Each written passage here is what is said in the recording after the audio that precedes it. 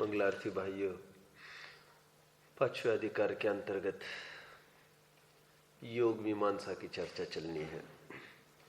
पृष्ठ क्रमांक 115। ये योग मीमांसा के दो भेद, दो प्रकरण यहाँ पर आएंगे।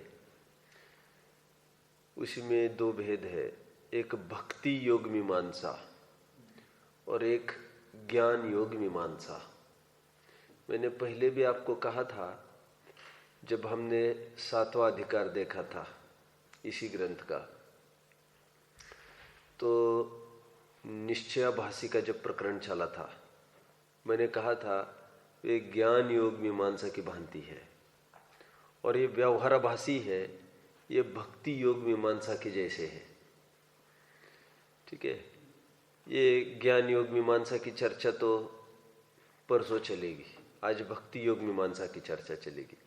ये भक्ति से ही मुक्ति मानने वाले हैं, ये आत्मा के अनुभवी बिल्कुल नहीं है। और भक्ति भी सब मन चाही भक्ति है इनकी। दो प्रकार की भक्तियां मानते हैं ये, एक सगुण भक्ति और एक तो निर्गुण भक्ति।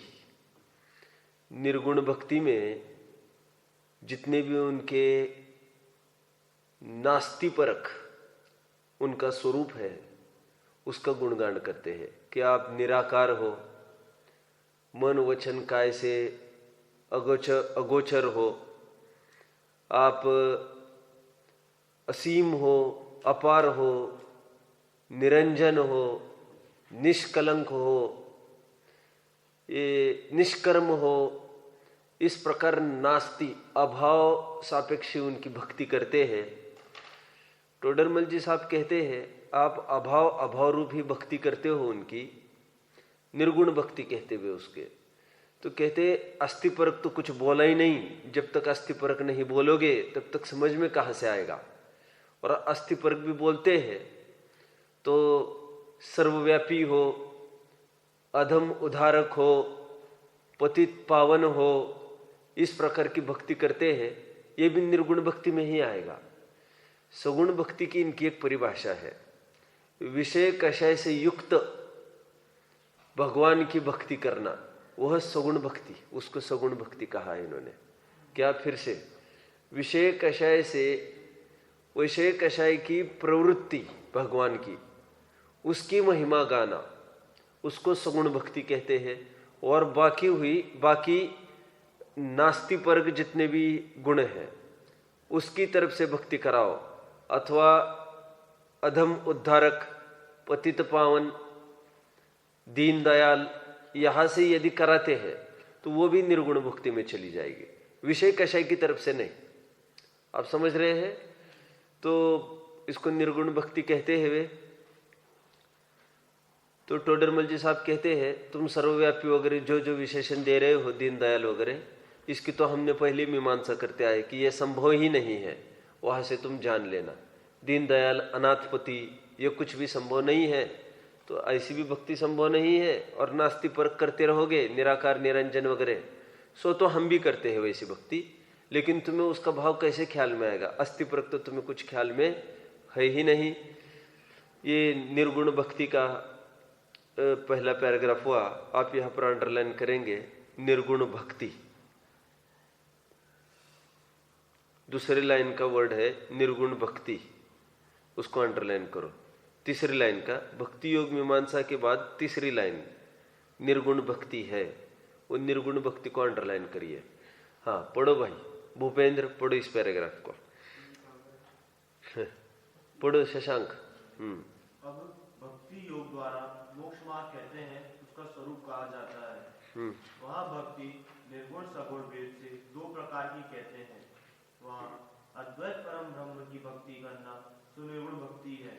वह इस प्रकार करते हैं, तुम निराकार हो, निरंजन हो, मन वचन से अगोचर हो, अपार हो, सर्वव्यापी हो, एक हो, सर्व के प्रतिपालक हो, अधम उदाहरण हो, सर्व के कर्ता हर्ता हो, इत्यादि विशेषणों से गुण गाते हैं। तो इनमें कितने तो निराकार आदि विशेषण है जो अभाव रूप है, उनको सर्वथा मानने से अभाव ही भाषित होता है, क्योंकि आकारादि बिना वस्तु कैसे होगी? कितने ही सर्वव्यापी आदि विशेषण असंभव ही है, तो उनका असंभवपना पहले दिखाया मतलब ही है। इसमें वन में ही ए और बी ऐसे दो पॉइंट्स बनेंगे निर्गुण भक्ति में ही। एक तो सर्वथा अभावरूप जो भक्ति करते हैं, एक तो वहां तक विषय चलेगा, और एक तो सर्वव्यापी के आगे एक ब्रैकेट करके छोड़ दो, अब तो ख्याल में आएगा। सर्वव्यापी के आगे ये नास्तिपरक तो नहीं है, लेकिन ये संभव नहीं है ऐसी भक्ति। यहाँ से दीनदयाल, अनाथपति, अधम उद्धारक, सर्वव्यापीपना ये संभव ही नहीं है। तो ऐसे ए और बी ये दोनों, एक असंभवी वाला और ऊपर वाला है तो स्वरूप उनका, लेकिन अस्तिपरक बोलते ही नहीं है कुछ भी। ठीक है, हो गया। देखिए अभी दूसरे पॉइंट की तरफ बढ़ते हैं हम। अभी ये कह रहे हैं, देखो किसी अपेक्षा से हमारे इसमें भी पाया जा रहा था ये नास्तिपरक भी विशेषण रसमरूपम गंधम, लेकिन उसमें अस्तिपरक भी आ रहा था, और अधम उद्धारक आदि भी भगवान को कहा जा रहा था। सो सब उपचार का कथन था, टोडरमल जी साहब ने लिया था, हमने 7वें अध्याय में पढ़ा था। देवगुरु शास्त्र के अन्यथा भक्ति में तो उसको अधम उद्धारक आदि आदि मानते, जैसे अन्यमति है वैसे ये है कह रहे। तो ये है अन्यमति की बात। अभी देखिए दूसरा पॉइंट यहां पर कह रहे हैं कि ईश्वर को कहता है जीव बुद्धि से मैं तुम्हारा दास हूं। फिर 3 बुद्धियां दी है इन्होंने, जीव बुद्धि, एक तो शास्त्र बुद्धि और एक तो तत्व बुद्धि।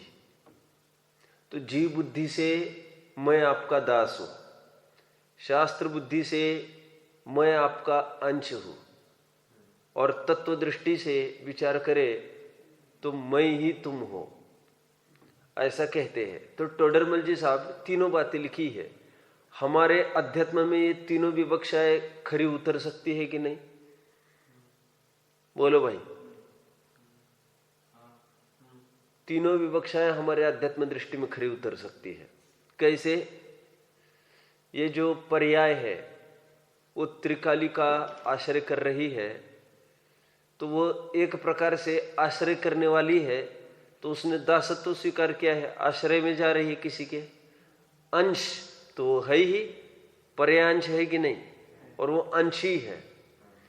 और तीसरी बात, तू ही मैं हूं, मतलब वो अभेद हो गया उसका, और वो कुछ भी भेद नहीं देख रही है। उसको पूछे तुम कौन हो, तो वो ये नहीं कहती कि मैं अनित्य हूं, एक समयवर्ती क्षणिक हूं। वो तो स्वयं का परिचय ध्रुव की तरफ से ही देती है। सो तू ही मैं, तू मैं, अहम स्थापित करती, यह मैं। लेकिन इनकी क्या तकलीफ है, थोड़ा सा समझो। ये क्या कहते, 3 प्रश्न खड़े किए हैं। ये स्याद्वाद तो मानते ही नहीं है। ये कहते तुम भगवान में और तुम में दास स्वामी दास का संबंध मानते हो, कि अंशी अंश का संबंध मानते हो, कि दोनों एक ही है ऐसा संबंध मानते हो? क्या मानते क्या हो तुम लोग? तो कह रहे यदि तुम कहोगे कि तुम्हारी चेतना है वो भगवान की ही है, तो हमारा ये कहना है, तो फिर किसने किसकी भक्ति की? फिर चेतन का और चेतना का तादात्म्य संबंध है, स्वभाव और स्वभाववान का। आप समझ रहे सब मेरी बात को? स्वभाव और स्वभाववान का क्या संबंध है आपस में? तो कह रहे तुम्हारी चेतना ने चेतन की उपासना की। चेतन मतलब ब्रह्म, परम ब्रह्म। कह रहे चेतना मतलब एक, हमने प्रश्न पूछा है तुम्हारी है कि ईश्वर की है? यदि ईश्वर की है तो ईश्वर की ही चेतना, ईश्वर का ही चेतन। तो चेतन और चेतना में तो तादात्म्य संबंध है, एक ही द्रव्य घटित होता है, तो उसमें दास स्वामी संबंध घटित ही नहीं हो सकता। हमने अध्यात्म में किया वो बात अलग। अभी कह रहे हैं स्वामी और दास संबंध स्थापित होने के लिए कम से कम 2 द्रव्य चाहिए, एक दास एक स्वामी। एक ही द्रव्य में स्वामी और दास कैसे घटित होगा? कह रहे तो कह रहे हैं ये भी संभव नहीं है। कह रहे और तुम यदि ये कहोगे कि तुम सर्वथा ही पृथक वस्तु हो तो तू ही मैं हूं, यह कहना कैसे बनेगा? मेटाफर कैसे जमेगा? तो सिमिले तो हो सकता है, मेटाफर कैसे होगा? समझ में आता है क्या कहा? तो कह रहे तू ही मैं हूं, ये तो तब संभव है जब वस्तु एक है। अब तू स्वयं बोल रहे दोनों भिन्न भिन्न है, तो बस वो संभव नहीं है। कह रहे भक्ति तू ही मैं हूं, ये यहां से बोल रहे हो। और अंश का भी इसलिए संभव नहीं, जब भिन्न भिन्न पृथक डाल दिया तो अंशांशी संबंध भी कहां से आएगा? बोल रहे अंशांशी संबंध आता है तो उसी का पार्ट माना जाता है, तो भिन्न नहीं माना जाता फिर उसको।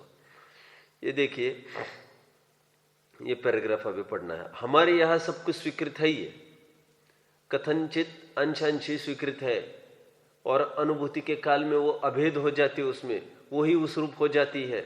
लेकिन हमारे यहाँ विवक्षाएं है, वो श्रद्धा उसका स्वरूप अलग होते हुए भी मानती है, वो स्वरूप मानने की बात है, उसका स्वरूप नहीं बदल जाता उसके कारण। इसलिए 320वीं गाथा की टीका के बाद आपने पढ़ा होगा जयसेन स्वामी की टीका, नई चक्र में भी वो छपी थी, कि उसमें लिखा था कि कथनचित भिन्न और कथनचित अभिन्न की सिद्धि की थी। नहीं याद आ रहा है आपको? त्रिकाली ध्रुव और ये वो पर्याय जो आश्रय ले रही है वो कथनचित भिन्न भी है, कथनचित अभिन्न भी है। याद नहीं आ रहा है आपको? कथनचित यदि हम उसको सर्वथा भिन्न मानते हैं तो क्या दिक्कत आएगी? कथनचित अभिन्न मानते हैं तो इसके नाश के साथ उसके नाश का प्रसंग उत्पन्न होगा, इसलिए कथनचित भिन्न मानो। और सर्वथा कथनचित भिन्न मानते हो तुम, तो फिर एक द्रव्य दूसरे द्रव्य का आश्रय करे तो कैसे बात बनेगी? फिर तो किसी का भी आश्रय लो, फिर अपने आत्मा का क्यों? इसलिए उसमें कथनचित भिन्न भिन्नता अपने विवक्षा से डाली थी। इनके ज्ञान में तो विवक्षा तो कुछ है नहीं, कभी तो कुछ बोलते कभी तो कुछ। और दृष्टियां कैसी दी है उन्होंने? कोई द्रव्यार्थिक और पर्यार्थिक नहीं थोड़ी दी है उन्होंने, क्योंकि एक तो तत्व दृष्टि से, एक शास्त्र दृष्टि से, और एक तो जीव दृष्टि से। मतलब क्या कहना चाहते कुछ समझ में नहीं आता। शास्त्र दृष्टि से मतलब शास्त्र में कहा है, इसलिए शास्त्र में तो सब कुछ कहा है। चलो दीपेश पढ़ो इसको। फिर ऐसा कहते हैं कि जीव बुद्धि से मैं तुम्हारा दास हूँ, शास्त्र दृष्टि से तुम्हारा अंश हूँ, तत्व बुद्धि से तू ही मैं हूँ। सो यह तीनों ही भ्रम है। यह भक्ति करने वाला चेतन है या जड़? यदि चेतन है तो वह चेतना ब्रह्म की है या इसी की? यदि ब्रह्म की है तो मैं दास हूँ, ऐसा मानना तो चेतना ही के होता है। तो चेतना ब्रह्म का स्वभाव ठहरा, और स्वभाव स्वाभाविक तादात्म्य संबंध है। वहाँ दास और स्वामी का संबंध कैसे संभव बनता है? दास और स्वामी का संबंध तो भिन्न पदार्थ में हो तभी बनता है। तथा यदि यह चेतना किसी की है तो यह अपनी चेतना का स्वामी भिन्न पदार्थ ठहरा। तब मैं अंश हूँ, वह जो तू है तो मैं हूँ, ऐसा कहना झूठा हुआ। और यदि भक्ति करने वाला जड़ है तो जड़ के बुद्धि का होना असंभव है। ऐसी बुद्धि कैसे हुई? इसलिए मैं दास हूँ, ऐसा कहना तो तभी बनता है जब अलग अलग पदार्थ हो। और तेरा मैं अंश हूँ, ऐसा कहना बनता है क्योंकि तू और मैं ऐसा तो भिन्न हो तभी बनता है। परंतु अंश अंशी भिन्न है, भिन्न कैसे होंगे? अंशी तो कोई भिन्न वस्तु है नहीं, अंशों का समुदाय वही अंशी है। और तू है सो मैं हूँ, ऐसा वचन ही विरुद्ध है। एक पदार्थ में अपनत्व भी माने और उसे पर भी माने बराबर, तो कैसे संभव? इसलिए भ्रम छोड़कर निर्णय करना। ठीक है, अपने यहाँ से अद्वैत शैली है ना, इसलिए कथनचित भिन्न कथनचित अभिन्न बताया जाता है। जैसे ज्ञान और दर्शन, उसको कथनचित एक भी कह सकते हैं, हम कह सकते हैं कि नहीं? किस अपेक्षा से? द्रव्याश्रय निर्गुणा गुणा, एक ही द्रव्य के आश्रय से सभी गुण हैं, एक गुण का रूप सभी गुणों में है, और बोलो उसी असंख्यात प्रदेश में रहते हैं। इस अपेक्षा से ज्ञान ही दर्शन है, बोल सकते हैं हम। हाँ, और स्वरूप की अपेक्षा विचार करें तो उसमें भिन्नता दिखाएंगे, प्रदेश की अपेक्षा बताएंगे तो उसमें अभिन्नता दिखाएंगे। तो हमारे यहाँ से अद्वैत शैली, उनके यहाँ तो कुछ नहीं था। मतलब मत वाला जिस प्रकार कोई माँ को माँ कहे, माँ को पत्नी कहे, अब वे ही वचन वो सम्यक दृष्टि भी बोल रहे हैं। मैंने कल ही कहा पर उदाहरण दिया था, रात में दिया था मैंने कहा था क्यों माँ को माँ कहे वो मिथ्या दृष्टि, और माँ को पत्नी कहे वो सम्यक दृष्टि। ऐसा हो सकता है कि नहीं हो सकता? क्यों नहीं हो सकता? ऐसे मैंने बोला। बहन को पत्नी कह सकता है क्या? क्यों नहीं कह सकता? नाटक में नहीं कहेगा क्या? और नाटक में तो बुद्धिपूर्वक मैंने कहा ये भाई बहन को ही पति पत्नी का रोल देंगे, क्योंकि कितनी भी दम लगाने से उनको विकारी भाव हो ही नहीं सकता। दुनिया को कम से कम इनके बारे में तो शक नहीं होगा, और कोई भी लाकर खड़ा करो और पति पत्नी का रोल कराओ, उनको कभी ना कभी विकारी भाव होगा। लेकिन भाई बहन का कराओ, उनको नहीं ही होगा। सालों तक कराओ ये नाटक, उनसे नहीं ही होगा। मैं क्यों कह रहा हूं? ये नाटक में क्या बोलता जा रहा है? पत्नी पत्नी बोलता जा रहा है, वो भी बोलती जा रही स्वामी स्वामी, विकारी भाव नहीं हो रहे। सम्यक दृष्टि भाई को पति कहे, बहन को पत्नी कहे, और मिथ्या दृष्टि माँ को माँ कहे, पत्नी को पत्नी कहे। ऐसा होने पर भी सम्यक तो मिथ्यात्व का अंतर है, वो अपना अपना स्वतंत्र है। समझ में आता है? क्यों? कारण उसका श्रद्धान की बात है, श्रद्धान के स्तर पर। उसी प्रकार यहां पर भी कुछ कहने से तो काम नहीं होता। अंशांशी संबंध कहो या सिद्ध समान सदा पद मेरो, तू ही मैं हूं। आ ही गए कि नहीं आ गए? अरे आ गए कि नहीं आ गए? अपने यहां नहीं मानते हैं कि जो भगवान है, जो तुम में सोई मुझ में, सो ही मोख मंजार, निश्चय भेद कछु भी ना ही, भेद गिने संसार। और जो भगवान में और स्वयं में अंतर देखता है, अंतर देखना ही अंतर है, कितने कहते हैं। और फिर प्रारंभ में ही बोल दिया सिद्ध भगवान सिद्धत्व के कारण भगवान आत्मा के प्रतिच्छंद के स्थान पर है। आत्मख्याति की पहली टीका, मतलब कुछ भी अंतर नहीं भगवान में और अपने में, रत्ती पाई भी अंतर नहीं। भगवान जो जाने दिया रंतम दब्बत्त गुण तपज्जयतिम, सो जाने दिया पण मोह खलु जाति तत्सलेम। जैसे उनके द्रव्यपण गुणपना पर्यपणा है, वैसा मेरा द्रव्यपण गुणपना पर्यपणा है। मेरे में और उनमें कुछ भी अंतर नहीं है, वे है वही मैं हूं। वहां पर तो जाति अपेक्षा एक थी भैया। निश्चयाभासी के प्रकरण में यही तो बात कह रहे हैं बार बार उसको। जिस प्रकार कोई राजा है, राजा और रंकपने की तरफ से देखो तो भिन्नता तो है ही, लेकिन मनुष्यपने की तरफ से देखो तो एकता है। ठीक उसी प्रकार जीवत्व की तरफ से देखो तो एकता है, लेकिन संसारी सिद्ध की तरफ से देखो तो अनेकता है। तुम द्रव्यार्थिक नए से देख रहे हो कि पर्यार्थिक नए से देख रहे हो? बात कहा है। समंत भद्र स्वामी ने आप्तमीमांसा से बहुत सुंदर कारिका लिखी है 57, 58, 59 में। क्या लिखा है उन्होंने? कह रहे हैं गोरस की तरफ से देखो तो दही क्या छाछ क्या सब एक ही बात है, क्योंकि जिसको गोरस का त्याग है वो कुछ ही नहीं लेता है, दूध दही आदि आदि। लेकिन कह रहे हैं जिसको दूध का त्याग है वो दही तो ले लेता है, जिसको दही का त्याग है उसको गोरस होने पर भी दूध तो ले लेता है। गुरुवार को दही तो ले लेगा, दूध की रसी रहती है। शुक्रवार को दही की रसी रहती है तो दूध तो ले लेगा, लेकिन जिसका गोरस का त्याग है वो कुछ ही नहीं लेगा। ये क्यों बता रहे हुए समझ में आ रहा है ना आपको? उत्पाद वे ध्रुव को समझा रहे हैं। ध्रुव की तरफ से देखो तो वस्तु तो शाश्वत ही है, ठीक है। और एक छंद लिखा वहां पर, जिस प्रकार कोई राजा है, घटमौली स्वर्णार्था वाला छंद है वो, तो उसमें उन्होंने लिया जिस प्रकार कोई राजा है और राजकुमारी की वो हार है बहुत बड़ा, वो हार को मोल्ड करके वो राज मुकुट बनाने लग गए। तो राजकुमार खुश हो रहा है, राजकुमारी दुखी हो रही है, और वो जो खड़ा है राजा वो तो उसको ना खेद हो रहा है, न शोक हो रहा है, न प्रमोद हो रहा है उसको। ऐसा मूल छंद के शब्द है, ठीक है। शोक प्रमोद नहीं होता, वो मध्यस्थ ही बना रहता है। क्यों? उसकी ध्रुव पर दृष्टि है, और जिसकी उत्पाद वे पर दृष्टि है वो आकुल चित्त हुए बिना रहेगा नहीं। मैं क्यों कह रहा हूं इतना सारा? अपेक्षाकृत कथन है हमारे यहाँ। भगवान और अपन एक कहा, वो द्रव्य अपेक्षा से कहा। इसलिए मैंने कई दफे कहा है, इनको जो भगवान देखता है वेदी में विराजमान को, उनको भी सम्यक्त की प्राप्ति नहीं हो सकती। मैंने एक बार कहा था, आपको याद होगा तो, एक ही बार लिया था मैंने, 2 फरी में लिया था, फिर अन्य बैचेस को लिया था। क्यों? इनको भगवान देखने वालों को कैसे नहीं होगा? क्योंकि इनको जीव ही जब तक नहीं देखेगा तब तक तुम्हें सम्यक तो नहीं होने वाला है। ये भगवान है ऐसे तो तुमने देखा, लेकिन ये जीव सामान्य देखे बिना मेरे समान ही ये कभी थे और आज भगवान पद को प्राप्त हुए, ये भी देखना पड़ेगा तुमको। मतलब इनको जीव देखना है कि भगवान सर्वथा भगवान देखोगे तो भी काम नहीं होगा, सर्वथा जीव देखोगे तब भी काम नहीं होगा। ये समझ में आता है सबको। मतलब ये अन्य मतियों में जो बातें हैं उनके पास विवक्षाएं कुछ नहीं है, वे तो कभी कुछ कहते कभी कुछ, और हम एक ही समय में सभी घटित करके दिखाने की ताकत रखते हैं, एक समय में। समझ में आया? ऐसा तो तीनों प्रकार की उनकी भक्तियां है, उसका खंडन टोडरमल जी साहब ने कर दिया है।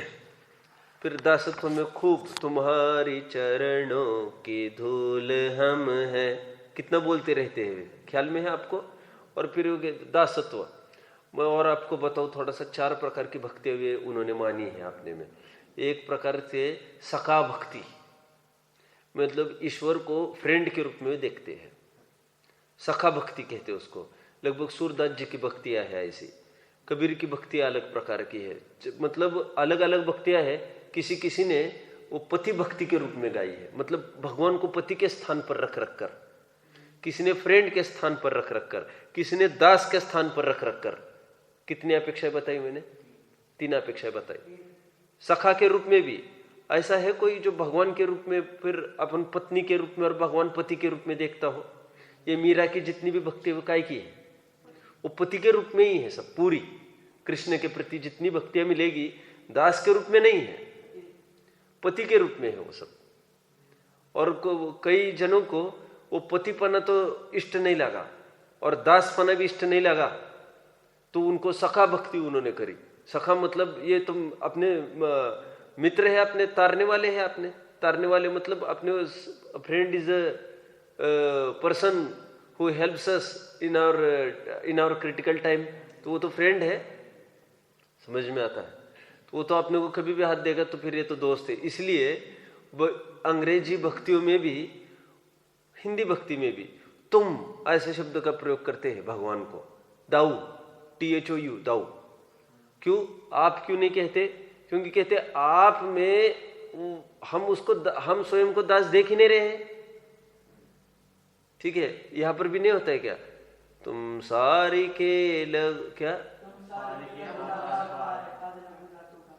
तुम सारी के दातार पाए, तुम सारी के दाता।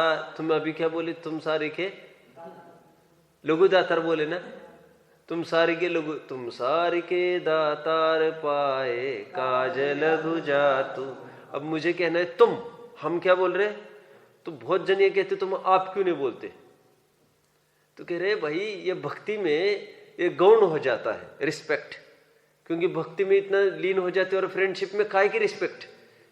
मैंने एक दिन भी लिया था ना, दीपेश जी क्यों बोलते हो आप हमको? दीपेश बोलो। पंडित जी क्यों बोलते हो? क्या बोल रहे? पंडित जी है नहीं तो वो तो अच्छे, फिर पंडित जी को तो पंडित जी बोलना चाहिए। ये समझ में आता है। तो कह रहे वहां पर वो जहां पर अपनत्व का मामला है, फ्रेंडशिप की भक्ति की है बहुत जनों ने। चल ठीक है, तो तुम आते क्यों नहीं? फिर रक्षा क्यों नहीं करते मेरी? क्या है ये? क्या ऐसा होता है क्या? तो ये कोई बोलता है कि कोई ऐसा स्वामी को? ये तो फ्रेंडशिप में बोला जाता है ऐसा। ठीक है, यह हमारा प्रकरण हो गया है। अध्यात्म में हमने इसको घटित करने का प्रयास किया है। ठीक है, अब 3रा पैराग्राफ चलेगा। ये कह रहे हैं कि कितने ही नाम आदि जपते हैं बस। तो टोडरमल जी साहब पूछते हैं क्या नाम जपने से क्या होगा? उसी नाम का ईश्वर भी है, उसी नाम का कोई अन्य व्यक्ति भी होगा। ये गुण और स्वरूप को समझे बिना कैसे काम चलेगा? मैंने तब भी उदाहरण दिया था, 222 पृष्ठ पर आपको याद होगा। पार्श्वनाथ नाम का लड़का भी है, पार्श्वनाथ नाम की जनरल स्टोर्स भी है, और वो पार्श्वनाथ करके मर रहा है। और एक जन ने वास्तव में ऐसा बोला एक बार, बोले मैंने लड़के का नाम इसलिए लिखा है पार्श्वनाथ क्योंकि मरते समय मैं इसी का नाम लूंगा तो कम से कम पुण्य तो लगेगा। मैंने कहा बाबा जी आपको किसने कहा ऐसा? बोले और क्या होगा पार्श्वनाथ। मैंने कहा सब स्वरूप से बात होती है, समझ में आया? पार्श्वनाथ मतलब कौन पार्श्वनाथ? ठीक है, तो नाम जपने से ही कुछ नहीं होता। टोडरमल जी साहब कहते हैं तू नाम जपने की मुख्यता रखता है लेकिन स्वरूप आदि कुछ भी पता नहीं है, ये काम नहीं होगा। ये मुझे आप कोरिलेट करके दिखाना है वह पंक्ति, पहले ये पैराग्राफ पढ़ेंगे, फिर मुझे पंक्ति आपको दिखाना है जहां पर हमने अध्ययन किया था। इसका पृष्ठ क्या बताया मैंने अभी 222। आप मुझे खोल के दिखा सकते हैं। अभी पहले पैराग्राफ पढ़िए, ये प्रांजल पढ़ो।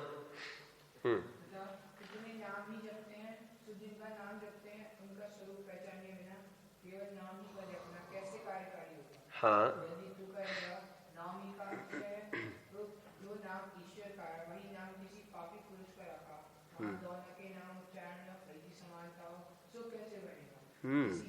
स्वरूप का निर्णय करके पश्चात भक्ति करना, जो लोग उसकी भक्ति करना। ठीक है, अब बताओ भाई मुझे कहाँ पर है ये?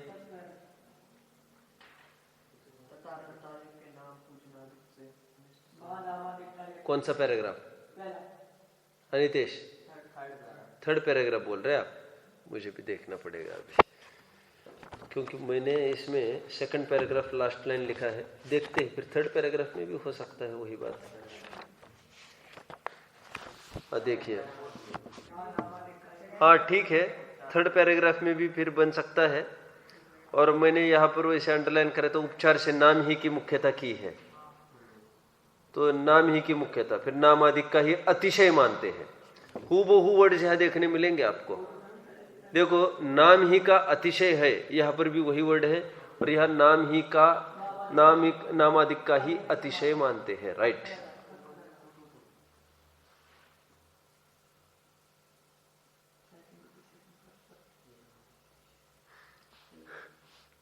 चलो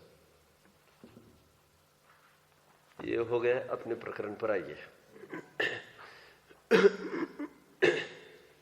टोडरमल जी साहब ने वहां पर भी कहा था 7वें अध्याय में कि जैसे अन्यमति करते वैसे तू कर रहे, तुम्हें स्वरूप तो कुछ पता ही नहीं है, नामादि के जपने मात्र से कुछ नहीं होता। ये बात दूसरी है कि नाम तो लिया ही जाएगा ना किसी का, लेकिन गुण तुम्हारे ज्ञान में चाहिए। जिस प्रकार न धर्मो धार्मिक के बिना, तो भक्ति धार्मिकों की नहीं होती, धर्मात्माओं की नहीं होती कायदे से, भक्ति तो धर्मों की होती है। लेकिन यह बात दूसरी है कि धर्म किसी धर्मात्मा के आश्रय से रहेगा, उपचार किसी धर्मात्मा के ही साथ दिखेगा, यह बात दूसरी है। लेकिन भक्ति किसके प्रति होती है? धर्म के प्रति मूल में, लेकिन वो धर्मात्मा के बिना होती नहीं, इसलिए धर्मात्मा की कही जाती है। यहां पर क्या लगाएंगे?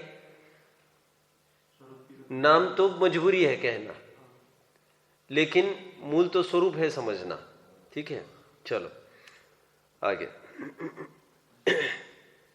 इसलिए नमोकार महामंत्र में किसी का नाम नहीं लिया है। ठीक है, गुण वंदे तद्गुण लब्धे, बस इस प्रकार निर्गुण भक्ति का स्वरूप बतलाया। यहां पर एक लाइन खींच लेंगे आप। अभी 2 पेज का प्रकरण चलेगा, सगुण भक्ति वाला। देखो विडंबना, कहते हैं सगुण भक्ति, और सगुण नहीं बताएंगे इनके, अभी बताएंगे इनके दुर्गुण। हाँ, और वे उसी को गुण कह रहे।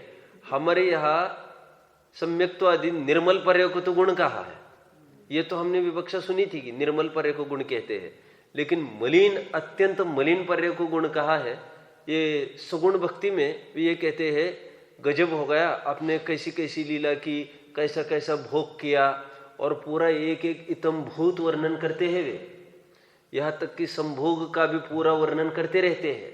और फिर भक्ति के रूप में, मैंने कहा ना कितनी कैसी बात है, यहाँ पर के वो कीर्तन में गाते रहते हैं और कहते रहते आप बेहोश हो गए, आप सीता के पीछे विलाप करते रहे, भगवान आपकी तो धन्य है, भगवान आपकी तो धन्य है, ऐसा। तो अभी सगुण भक्ति चलेगी, उसमें कहते हैं तू महिलाओं के सामने नाचता है, तू तो उनकी चीर हरण करके करता है, उनका दधी लूटना आदि चोरी की क्रिया करता है, ऐसा कह कह कर उसकी भक्ति गाते हैं। समझ में आ गया? अभी तक तो कितनी समस्या थी, पतित पावन अधम उद्धारक इतना बोलते तो उसमें भी तकलीफ दिख रही थी आपने को। अपने कह रहे थे भैया ऐसे थोड़ी कोई किसी को तारता है। अभी तो तुम कहाँ पर उतर आए? तुम कहते देखो आपने कैसे भोग किए, आपने पहले एक से शादी की, फिर दूसरे से शादी की, फिर तीसरे से शादी की, वाह वाह आपकी तो गजब हो गई, गजब हो गई। समझ में आ रहा है? तो पहला जो पैराग्राफ है वो श्रृंगार भरा है, पूरा स्त्री सेवन की तरफ से है। ये पैराग्राफ पढ़ो सोम में। तथा जहाँ कामोदारी से उत्पन्न हुए कार्यों का वर्णन करके स्तुति गाली करे उसे सगुण भक्ति कहते हैं। आ गई सगुण भक्ति की परिभाषा। निर्गुण भक्ति के दो अंश डाले थे अपन ने, एक तो निर्गुण में अपन नास्ति परख लिया और एक तो विषय कषय वाले नहीं लिए थे वहां पर, हाँ पतित पावन वगैरह ऐसे ऐसे लिए थे।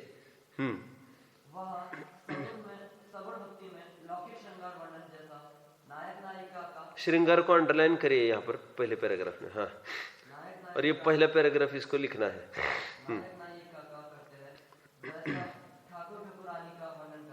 ये समझ में आए? जैसे नायक नायिका का वर्णन होता है, ठकुर ठकुरानी का करते हैं, और वहां पर ठकुर ने कितनी कितनी पर स्त्रियों का सेवन किया और कैसे कैसे मजे भोग ली। भैया आपकी तो धन्य है, आपकी धन्य है, आप कितने जनों को भोगा, आपकी तो मजे है, ऐसे बोलते रहते ये लोग।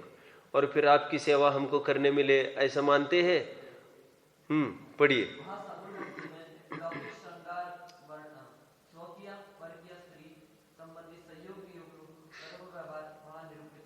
तथा स्नान करके स्त्रियों के वस्त्र चुराना, नदी लूटना, स्त्रियों के पैर पड़ना, स्त्रियों के आगे नाचना इत्यादि जिन कार्यों को करते संसारी जीव लज्जित हो उन कार्यों का करना ठहराता है। तो ऐसा कार्य अति काम पीड़ित होने पर ही बनता है। ओके, पैर पड़ना वगैरह भी दिखाते रहते हैं। दूसरी बात आगे, हमारे यहाँ ज्ञानियों को भी दिखाते तो है ऐसा, सीता के पीछे रो रहे हैं, लेकिन वो चारित्र मोह की कमजोरी डाल के उसको अपराध जानकर, और इसलिए उसको कोई पूज्यपना थोड़ी कहा है चौथे गुण स्थान में, क्योंकि ऐसी क्रिया दिखेगी उसको कैसे कहेंगे हम ना। लाश ढो रहे हैं, ये भी सब देखने में आ सकता है।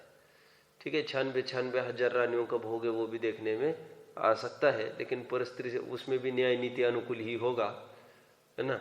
और ये सब भूमिका के अनुसार संभव है, क्योंकि राजा है, आयु बड़ी रहती है उनकी और राजपाट संभालना है, तो सब जगह की पत्नियां, सब जगह की लड़कियां पत्नियों के रूप में स्वीकार के बिना वह आधिपत्य स्थापित नहीं हो सकता। ठीक है, आगे अभी युद्ध आदि को अंडरलाइन करेंगे। फिर कह रहे हैं युद्ध आदि या क्रोध मान माए लोग, ये चारों को अंडरलाइन करते चलेंगे। कह रहे कभी तो युद्ध आदि करके क्रोध को पुष्ट करते हैं, कभी तो मान आदि बड़प्पन के लिए कुछ चमत्कार अतिशय दिखाते रहते हैं, छल आदि करके मायाचारी करके रहते हैं, जाने किस किस के भेष आकर परीक्षा ले लेते रहते हैं। तो छल ही हुआ ना एक प्रकार से, भेष अन्य अन्य अंगीकार करना और फिर परीक्षा लेना, और फिर सामग्री आदि जोड़ने में लोभ आदि होता रहता है उनका। तो ये भी सब बातें ये क्रोध आदि से युक्त होने पर ही बनती है। पढ़िए दूसरा पैराग्राफ, ये प्रांजल पढ़ो।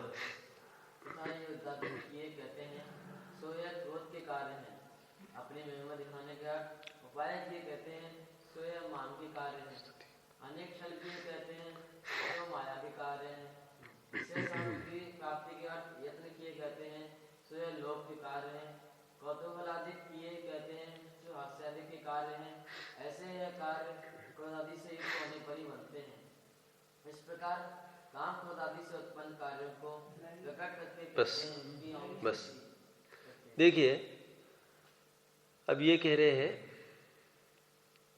कि लोक में भी इन कार्यों को तो निंदे कहा जाता है, और ऐसा होते हुए भी तुम उन्हीं को मुख्य करके प्रशंसा करते हो। ये कार्य हस्त चुगल समान है। हस्त चुगल का अर्थ ये फालतू मक्खनबाजी है, तुम्हारी चमचागिरी करते हो तुम, खराब है, ये दुर्गुण है, पता है, और फिर भी तुम प्रशंसा के रूप में किए जा रहे हो, स्तुति के रूप में। लोक में भी जिसको निंदे मानते हैं, क्या सेंस है, क्या तात्पर्य निकलेगा? ये तीसरे पॉइंट के रूप में इसको डाल दो। हस्त चुगल को अंडरलाइन करिए यहां पर। आइए, मिल गया अर्थ हस्त चुगल का? आपने पूछा था ना? हाँ, चलो आगे। अभी आगे बढ़ना है चौथे पैराग्राफ की तरफ। हाँ, टोडरमल जी साहब ने बहुत अच्छा न्याय किया है। देखो, लोग ये पूछते हैं बाहर में भी। टोडरमल जी साहब पहले तो ये कह रहे हैं, फिर मैं मेरा कहूंगा। ये कहते हैं कि चलो हम नाम नहीं बताएंगे कौन करता है, तुम तो ये बता ये काम करना ठीक है कि नहीं है। हम नाम नहीं बताएंगे, तो निष्पक्ष पूर्वक बोल ये ठीक है कि अठीक है। तो भगवान करता है तो सब चलेगा, समझ में? ये तो पक्षपात इसी को तो कहते हैं लोक में। जैसे कोई कहे साहब वो CFL फोड़ दी है और पूछे किसने फोड़ी है, अच्छा दीपेश ने फोड़ी है, रहने दो फिर देख लेंगे कोई बात नहीं है।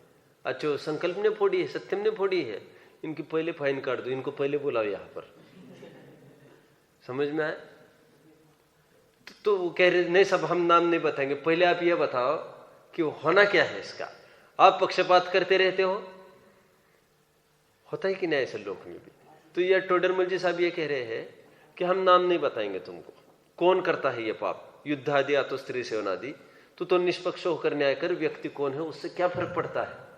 ठीक है, अब ये पैराग्राफ पढ़ो, फिर मैं कुछ कहूंगा। बोलो, पढ़ो अनितेश, पढ़ो। हम पूछते हैं कोई किसी का नाम तो ना कहे और ऐसे कार्यों का निरूपण करके कहे कि किसी ने ऐसे कार्य किए हैं, तब तुम उसे भला जानोगे या बुरा जानोगे? यदि भला जानोगे तो पापी ठहरोगे, बुरा कौन हुआ? बुरा जानोगे तो ऐसे कार्य कोई करो वही बुरा हुआ, पक्षपात रहित न्याय करो। ठीक है, अब लोग ये पूछते हैं हम विद्वान की जयकारा बोल सकते हैं कि नहीं। तो भैया पहले प्रश्न पूछना पड़ता है कौन विद्वान की बात कर रहे तुम। अच्छा तुम उनकी बात कर रहे हो, फिर तो जय जयकारा बोलना ही चाहिए तुमको। और दूसरे विद्वान की बात हो, ऐसे कैसे जय जयकारा बोल सकोगे तुम व्यक्तिवाद आ गए कि नहीं, इसको कहते व्यक्तिवाद। आप सीधी बात हमको ये बताओ कि चतुर्थ गुणस्थानवर्ती की जय जयकार होती है कि नहीं, और चतुर्थ गुणस्थान भी कौन से अपेक्षा से लेना है, चरणान योग लेना है, फिर गड़बड़ नहीं करना।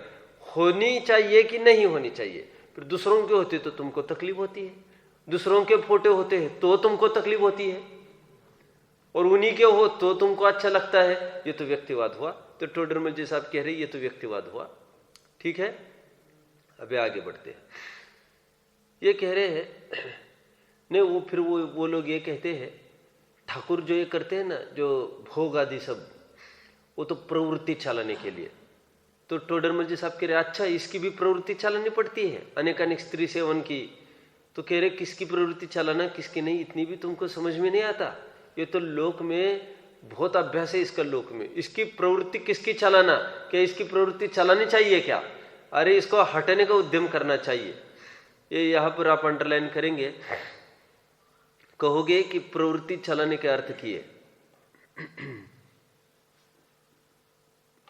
ठीक है, ये 5वां पॉइंट था। अभी 6वां पॉइंट आगे बढ़ेंगे। ये कुछ भी कॉम्प्लिकेटेड नहीं है, ना स्पष्टीकरण की अपेक्षा रखते हैं, और मुझे आगे बढ़ना ने 108 तक आना ही है आज। तो कह रहे हैं यहां पर, ठीक है जब तुम स्तुति करते हो उनकी, स्तुति करते समय सच बोलना। तुमको भी विषय कषाय सताते हैं कि नहीं, तुमको भी इष्ट लगते हैं कि नहीं। क्योंकि कह रहे हैं हम जिनको पूजते हैं और जिन गुणों के आश्रय से पूछते हैं, वे गुण को भी हम उपादेय मानते ही रहते हैं। हम धनिक की पूजा करते हैं, रात दिन मंडराते हैं, वो ये आदमी कभी नहीं बोल सकता कि हमके धन के प्रति कुछ अपेक्षा नहीं हो सकता ऐसा। जो वितरागी की आस्था रखता है वो वितराग की आस्था रखता ही है। द्रौपदी ने एक दिन कहा, वनवास में थे, युधिष्ठिर को कहा सामयिक होने के बाद, हे युधिष्ठिर कि तुम घंटों घंटों बैठे रहते हो आंखें बंद करके, तुम भगवान को कुछ मांगते हो कि नहीं? हमारे ऊपर इतनी समस्या आई है, संकट आया है, वनवास हमारा चल रहा है, भोजन पान के लाले पड़ रहे हमारे, कुछ तो मांगो। तो युधिष्ठिर ने बोला ऐसा मांगना ये तो वीतराग की नहीं राग की भक्ति होगी। हम वितरागी की भक्ति करके वितराग की भक्ति करते हैं, और यदि वितरागी की भक्ति के ओठ में हम राग का पोषण करें तो वो रागी की भक्ति सिद्ध हो जाएगी, ऐसा बोली युधिष्ठिर। ठीक है, तो टोडरमल जी साहब कह रहे तुम्हारा इनडायरेक्टली तुम्हारा उन गुणों के प्रति, दुर्गुणों के प्रति भक्ति भाव है। तुम भगवान को भले आड़े ला रहे होंगे, तुम भी इसी को पुष्ट करना चाहते हो, बोल रहे। हाँ पढ़िए। इसलिए देखो उनके गुरु भी जो दिखते हैं ना, उनके गुरु भी वो कैसे कैसे मालाएं 10-5 मालाएं पहने रहते गले में, कैसे कैसे उनकी वो सब मेकअप रहते हैं ऊपर से नीचे तक, ये जानने लायक है सब, ऐसा लगता है। और इनके वो घूमने फिरने के जब आसन है, उनके गाड़ियाँ है, कहलाते साधु है, लेकिन सब ऐसा ऐशाराम दिखता है उनका। वो इसी के कारण, क्योंकि भगवान की इसी के आश्रय, क्योंकि उनके विष्णु आदि को वाहन कहे है। विष्णु का वाहन कौन कहा है? गणपति का वाहन कौन कहा है? ये सब वाहन सबके नक्की है ना। शंकर के वाहन कहे हैं, सबका अपना अपना बाइक है, व्हीकल्स है, तो हम 4 व्हीलर ले तो दिक्कत क्या है हमको? सबका अपना अपना नक्की है, सबकी अपनी अपनी पत्नियां सेटेड है। भगवानों का ऐसा है तो इनको क्या दिक्कत है फिर? एक वहां पर थे, बहुत प्रसिद्ध थे, लाखों की भीड़ जमा लेते थे सभाओं में, आपको यकीन नहीं आएगा, लेकिन उनकी थी 2-3 पत्नियां। वे कहते थे, मंच से कहते थे कि ये मेरी भोग की पत्नी है और ये मेरी योग की पत्नी है। जैसे आगे प्रकरण आने वाला है एक, ऐसे मंच से ही बोलते थे। और फिर भी लोग उनको वाह वाह वाह वाह वाह वाह, भेद विज्ञान भेद विज्ञान। और प्रवचन के बीच में उनकी एक पत्नी भोग वाली, वो बीच बीच में पानी ला के देती थी, वो पानी भी पीते रहते थे, एक एक घुट। 1 घंटे के प्रवचन में 3-4 दफे होता था ऐसा। इतना आदर सम्मान चलता था उनका। ठीक है, बाबा महाराज सातारकर ये नाम रहा है उनका, अभी है कि नहीं पता नहीं है मुझे, चलता रहता है ऐसे सब। हाँ चलो भाई। तो और फिर ये कह रहे हैं, यदि गुणों की भक्ति है तो ब्रह्मचर्य आदि आदि को की प्रशंसा क्यों करते हो? फिर परस्पर विरोध हो गया ना। ठीक है, एक तरफ कहोगे, अभी अंत में बात आएगी कि अपुत्रस्य गतिर नास्ति, ऐसा भी बोलते हो, और एक तरफ ब्रह्मचर्य की भी महिमा करते हो, परस्पर विरोध हो गए। ठीक है, अब आगे का, उनके यहाँ ऐसा मानते हैं, जिनको पत्नी नहीं है ना, उनके हाथ से आहार नहीं लेते वे लोग। नहीं नहीं नहीं, शादी नहीं करी, आहार निषिद्ध कहा है उनके यहाँ। ब्रह्मचारी मतलब ऐसा। और एक तरफ तो ऐसा बोलते हैं, भाई शादी करनी चाहिए थी तुमको, शादी करो तो फिर उनके हाथ से हम आहार लेंगे। और एक तरफ ब्रह्मचर्य को मुख्य दिखाते हैं, उनका तो कुछ समझ में नहीं आता क्या कहना चाहते हैं। ठीक है, देखो आगे। अभी आगे अंडरलाइन करेंगे आप, राम कृष्ण महादेव। राम कृष्ण को अंडरलाइन करो, मूर्ति को अंडरलाइन करना है। वैसे मूर्ति कह रहे, उनके मूर्ति को भी श्रृंगार आदि किया, और वक्रत्व आदि सहित, मतलब ये ऊपर 6th में अंडरलाइन किसको किया आपने? अब अनुराग भी ठीक है, परिणामों में अनुराग, और ब्रह्मचर्य व क्षमा आदि को भला किस लिए कहे, उसको भी अंडरलाइन करो। ये 2 पॉइंट्स बनेंगे। अभी 7वां पॉइंट नीचे आए हैं हम, उसमें ये कहा जा रहा है ये सगुण भक्ति का। अब तो समझ रहे होंगे सगुण मतलब कैसे सगुण आ रहे हैं, इसमें सब दुर्गुण ही दुर्गुण आ रहे हैं। अब ये कह रहे हैं, कृष्ण की जो प्रतिमा बनाते हैं कैसे बनाते हैं? मैंने कहा था त्रिभंगी लाल कहते उसको, कहा था मैंने। त्रिभंगी लाल क्यों कहते उसको? 3 मोड़ है उसके, एक तो मोड़ कमर में है, एक तो मोड़ यहाँ पर है, और एक तो मुरली धारण किए है वो, एक वहां, उसको त्रिभंगी लाल कहते हैं। त्रिभंगी लाल, त्रिभंग क्यों? मोड़। ये कोई मोड़ विग्रहगति वाले नहीं बोल रहा हूं मैं, ये बोल रहे उसके और भक्ति करते हैं 3 मोड़ वाला।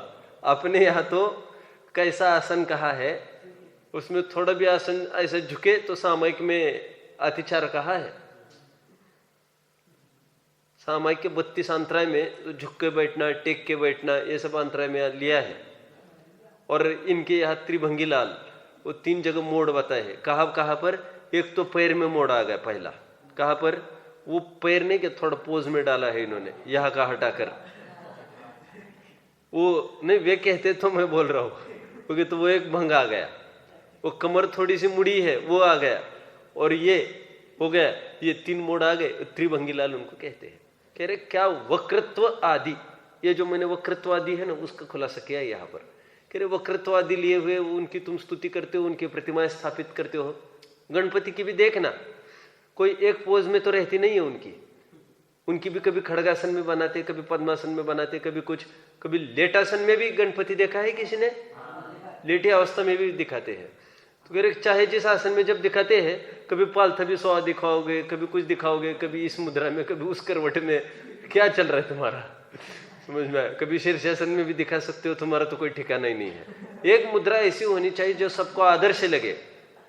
समझ में? अरे हम भी हमारा फोटो कैसे खिंचवाना चाहते हैं, चाहे जैसे थोड़ी खिंचवाना चाहते हैं। अब पोज हो मतलब डिस्पोज तो नहीं हो, डिस्पोज समझ में आ रहा है? डिस्पोजल तो मतलब अच्छे पोज में। तो कह रहे भगवान की भी किस मुद्रा में चाहिए थी, तो सब। और देखो कह रहे विडंबना, महादेव के लिंग का आकार उसको स्थापित करते हैं और उसको पूजते रहते हैं। ये तो लोगों को पता भी नहीं अभी हम किसको पूज रहे हैं। उनको जब सुनते हैं हाँ हम किसको पूज रहे हैं, और फिर भी छोड़ते थोड़ी वो पूजना। वहां पर वो पार्वती की योनि में वो लिंग को दिखाते हैं और उसकी पूजा करते रहते हैं वे लोग। हाँ देखो कैसे लिखे, देखो विडंबना, जिसका नाम लेने से लाज आती है, जगत जिसे ढक रखता है, और भरे मंदिर में इन्होंने खोल कर रखा है उसके आकार की पूजा कराते हैं। क्या उसके अन्य अंग नहीं थे, परंतु बहुत विडंबना ऐसा ही करने से प्रकट होती है। देखो बहुत हो, चरण स्थापित करो आप, अपने चरण पादुका तो है। मुख भी कदाचित कैलेंडर में छपे जा सकते, सन्मति संदेश में मुख, या कोई ऐसा अंग हो जिससे हमको वैराग्य उत्पन्न हो। समझ में आया? इससे कौन सी सिद्धि होनी है, तुम क्या चाहते हो, क्या समझते हो? तो देखो विडंबना, टोडर में जी साहब ने तो यहां लिख दिया, तो आप यहाँ इसको भी अंडरलाइन कर सकते, देखो विडंबना। बस आगे बढ़ते हैं। मतलब वे ही लोग आकर यहां पर वितरागी भगवान के लिंग खंडित करते रहते हैं। आपको पता है ना, गोलाकोट पचराई, यदि कोई कभी गया होगा गोलाकोट, गोलाकोट नहीं सुना? खनिया दहना के पास है गोलाकोट पचराई। और वहां पर भी आप गोपाचल पर्वत वगैरह भी जाओ, ग्वालियर, विशाल विशाल प्रतिमाएं और लिंग खंडित दिखता है उनका। ये समाज के द्रोहियों ने, धर्मद्रोहियों ने उनको स्वयं नंगे घूमते ये सब विकार होता है इससे। और तुम तो मंदिर में उसी के अंग को अंगी बनाकर पूज रहे हो, उसका क्या होगा? नीचे कायदे से योनि भी बनाई है और ऊपर उसको तो पूज्य मानते हो। देखो विडंबना तो देखो। और यहां पर कहते नंगे घूमते, कपड़े नहीं पहनते। कितनी तकलीफ है, उनको कौन समझाए? देखो यहां पर तो कपड़े पहनने को बाध्य करते हैं और वहां पर चाहे जिसको पूछते रहते हैं। और सभी चारों धामों में यही देखने में आएगा आपको, उसी को देखने के लिए वो। और कहां पर है ये अतिशय? वो बराबर लिंग के शीर्ष स्थान पर एक एक बूंद बर्फ गिरता रहता है, पानी टपकता रहता है। कहा? वैष्णो देवी, वहां पर होता रहता है। अतिशय मानते रहते हैं। ऐसा क्या बताया अभी उनको? और वहां पर तो इतनी भीड़, इतना तबाही मचने पर भी लोग वहां पर बराबर भीड़ जमी रहती है। ठीक है, आगे ये फिर 8वां पॉइंट ये कह रहे हैं, जिसकी हमको लालसा है, ऐसे विषय भोगों की सामग्री की जो लालसा है, उसी को भगवान को चढ़ाकर प्रसाद के रूप में उसी को लेते रहते हैं। समझ में नहीं आता क्या अपनी कषायों को पुष्ट कर रहे क्या ये आदमी? समझ में आता है। और फिर उससे प्रसाद ले भी रहा है तो उसने दिया तब तो लेना चाहिए था, स्वयं ही रखे और स्वयं ही उसको उठा के ले, उसके दिए बिना। कहते लोक में भी राजा को जब भेंट देते हैं तो राजा कुछ हमको देना चाहे तो लेता है। ऐसा थोड़ी होता है कि राजा को हमने कुछ ले जाकर दिया और उसी में से थोड़ा हमने फिर उठा कर ले लिया। ठीक है, इस पैराग्राफ को पढ़ेंगे, 8वां पैराग्राफ, और फिर कहाँ अंडरलाइन करना है आप मुझे बताएंगे। पढ़ो भाई संकल्प।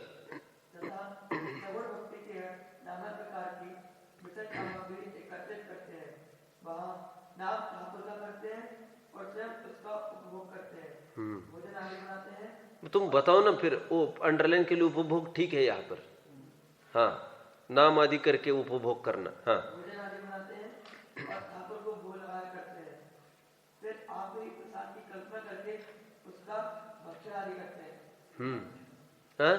हाँ ठीक है, भक्षण, भोग, उपभोग मतलब ही भक्षण। ये सुनो, एक जन आए एक बार, मैंने आपको कहा होगा कि बोले ये भोग वो पूछते समय उसने ऐसे पूछा, संडे के दिन मैं भी भक्ति करने को आया था, अलग अकेला ही था मैं यहाँ पर, वो भी आदमी आए, वे तो दर्शन करने के लिए आए थे, जैन थे। वो कह रहे थे ये भोग सामग्री है ना पूरी। तो मैंने उनको कहा जैनी इसको भोग सामग्री नहीं कहता, वे आप ध्यान में होगा आपको, उसको भोग सामग्री कहते हुए, भोग इसलिए कहते हुए क्योंकि उसको भोगते हैं ना वे। मैंने उनको कहा ये भोगा नहीं जाता हमारे यहाँ, इसलिए भोग सामग्री नहीं है, ये अचित द्रव्य है। बस समझ में आता है? ये निशानी है कि हमको जगत से विरक्ति हुई है, उसकी निशानी है। ये कोई भोग का साधन नहीं है, ये भोग के त्याग का साधन है, और वे भोग को मानते रहते उसको। तो यह पूछते हैं, प्रथम ठाकुर से क्षुधा तथा की पीड़ा होगी, ऐसी कल्पना कैसे संभव है? ये भी एक बिंदु इसमें आ सकता है, उनकी पीड़ा पहले ही सिद्ध हो गई। और चुराड़ी से पीड़ित हुआ, तब व्याकुल होकर दूसरा दुखी हुआ, औरों का दुख कैसे दूर करेगा? ये भी तथा भोजन आदि सामग्री आपने तो उनके अर्पण किए, तो कि फिर प्रसाद तो ठाकुर दे सकता होता है, अपना ही किया तो नहीं होता। जैसे कोई राजा को भेंट करे, राजा के नाम दे तो उसे ग्रहण करना, आप राजा को भेंट करें, वह राजा तो कुछ कहे नहीं, आप ही राजा ने मुझे इनाम दी, ऐसा कहकर उसे अंगीकार करें तो वह खेल हुआ। इस प्रकार करने से भक्ति तो हुई नहीं, हास्य करना हुआ। देखिए इसमें कौन कौन से पॉइंट्स उजागर हो रहे हैं, 2-3 मुझे बताओ, 3-4 महत्वपूर्ण कौन कौन से बिंदु उजागर हो रहे हैं? शुद्धा तृषा से पीड़ित, वो स्वयं दुखी हो, दूसरों को कैसे दुखी कराए, ये दूसरा पॉइंट। तीसरा, उन्होंने प्रसाद दे, तो प्रसाद तो ठाकुर दे तब होता है, उसको भी अंडरलाइन करो।